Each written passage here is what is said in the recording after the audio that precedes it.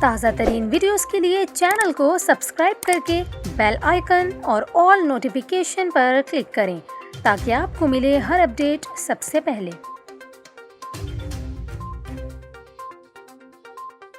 اور ابھی آپ کو بتائیں، رواں سال کراچی میں سردی کے دورانیے سے متعلق محکمہ موسمیات نے اہم پیشگوئی کر دی۔ محکمہ موسمیات کے ڈائریکٹر سردار سرفراز کا یہ کہنا ہے کہ کراچی میں دسمبر کے وسط سے جنوری کے آخری تک سردی رہے گی۔ کراچی میں رواں سال سردی کا دورانیہ 1 سے 1.5 مہینے تک جاری رہنے کا امکان ہے۔ انہوں نے کہا کہ پہلے 2 سال سے سردی کا دورانیہ بھی یہی رہا ہے اور رواں سال بھی اسی طرح سردی پڑنے کا امکان ہے۔ سردار سرفراز کے مطابق آئندہ 2 ہفتے تک کراچی میں کم سے کم درجہ حرارت 17 ڈگری سینٹی گریڈ اور زیادہ سے زیادہ درجہ حرارت 35 ڈگری تک جانے کا امکان ہے۔ انہوں نے کہا کہ اکتوبر کے آخری ہفتے سے لے کر دسمبر کے پہلے ہفتے تک کراچی میں صبح و شام کے اوقات میں خنکی جبکہ دوپہر کے وقت دھوپ رہے گی۔ اس کے علاوہ انہوں نے یہ بھی کہا کہ سائبیریا میں موجود ہوا کا دباؤ جتنا شدت اختیار کرتا ہے، اس کے اعتبار سے کراچی میں سردی میں اضافہ ہوتا ہے۔ واضح رہے کہ رواں سال اکتوبر کے وسط سے ہی کراچی میں صبح و شام کے وقت خنکی کے باعث موسم ہلکا سرد ہے۔